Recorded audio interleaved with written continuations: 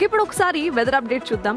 వర్షాకాలం వచ్చింది కానీ ఒకసారి వర్షాలు లేవు అని మాట్లాడుకుంటున్నాం, ఇంకోసారి అల్పపీడనం ఏర్పడింది అని మాట్లాడుకుంటున్నాం. వైజాగ్లో ఇప్పటివరకు 2 సార్లు అల్పపీడనం ఏర్పడింది కానీ సరిగ్గా వర్షాలు అయితే కురవలేదు. సో ఎల్నినో ఎఫెక్ట్ భారతదేశంపై ఎక్కువగా కనిపిస్తుంది. కొన్నిసార్లు ట్యాప్ ఓపెన్ చేసినట్టు వర్షం పడుతుంది, కొన్నిసార్లు అసలు వర్షం ఒక్క చుక్క వర్షం కూడా పడట్లేదు. సో రైట్ నౌ బంగాళాఖాతంలో మరో అల్పపీడనం ఏర్పడిందంటూ కూడా ఐఎండీ హెచ్చరించింది.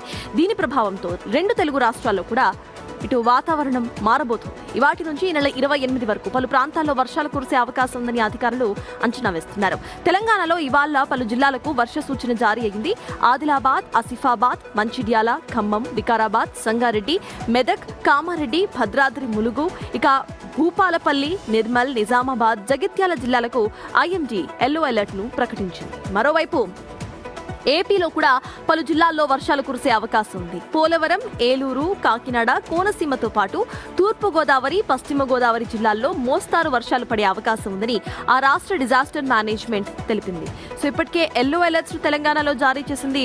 అలానే మోస్తారు వర్షాలు కురిసే అవకాశం ఉందంటూ కూడా ఏపీలో సైతం డిజాస్టర్ మేనేజ్మెంట్ హెచ్చరికలు జారీ చేసింది. ఈ అల్పపీడనం ప్రభావంతో వర్షాలు కురిసే అవకాశం ఉన్న నేపథ్యంలో ప్రజలు చాలా అప్రమత్తంగా ఉండాలని అధికారులు సూచిస్తున్నారు.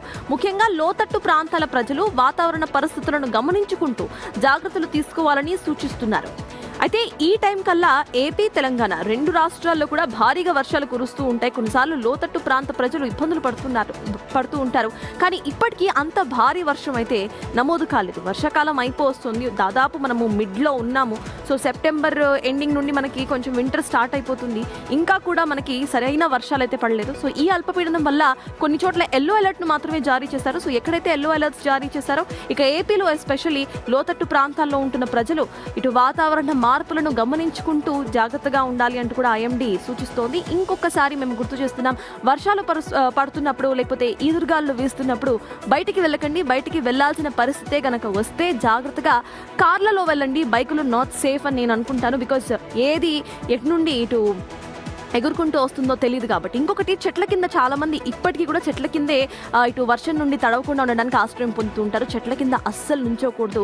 కేవలము ఉరుములు మెరుపులు పడుతున్నప్పుడే చెట్ల కింద నుంచోకూడదంటే కాదు, గట్టిగా కొన్నిసార్లు వర్షం పడినప్పుడు చెట్లు కూలిపోతూ ఉంటాయి. సో చెట్ల కింద అస్సలు నుంచోకండి. ఒక సేఫ్ షెల్టర్ అంటే మీ చుట్టుపక్కల ఉన్న ఏ షాపుల్లోనో లేకపోతే సిమెంట్కు సంబంధించి, ఇప్పుడు హైదరాబాద్ చూసుకుంటే మెట్రో లైన్స్ కింద మనం నుంచుంటూ ఉంటాము. సో అట్లాంటి వాటిలో సేఫ్ షెల్టర్స్ కింద నుంచోండి. దాంతో పాటు ట్రాఫిక్ గురించి కూడా ఆలోచించాలి. సో చాలా మంది బైకర్స్ ఎస్పెషల్లీ సో హైదరాబాద్లో ఎక్కడైతే మెట్రో స్టేషన్స్ కనిపిస్తాయో మెట్రో స్టేషన్స్ కింద ఆగిపోతూ ఉంటారు. సో దానివల్ల లైన్ల తరబడి ట్రాఫిక్ ఏర్పడుతూ ఉంటుంది. సో హైదరాబాద్లో వర్షం పడితే చాలు ట్రాఫిక్ ఉంటుంది అన్న నానుడి అందరికీ తెలుసు. కానీ అది ఎందుకంటే అది మళ్ళీ మన వల్లే.